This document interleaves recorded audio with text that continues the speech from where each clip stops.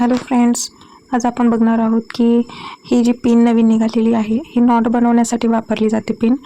तर ह्यानी नॉट खूप सोप्या पद्धतीने बनवली जाते। आज आपण बघूया कशी बनवायची।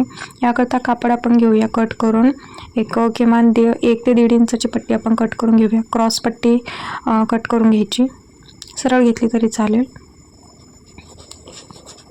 अशा प्रकारे आपण याला स्टिच करून घेऊया। जे काही शिल्लक कापड राहते ते आपण कट करून घेऊया।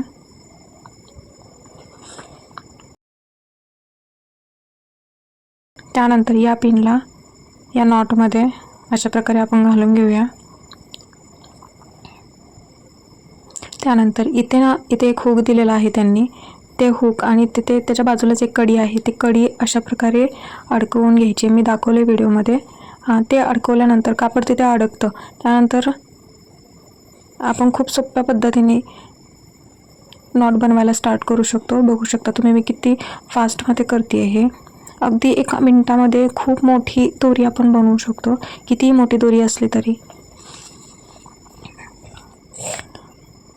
ही पिन नव्हती माझ्याकडे तेव्हा मी सुई आणि धाग्याने हे काम करायचे, पण ही सुई आल्यापासून माझं काम खूपच सोपं झालंय।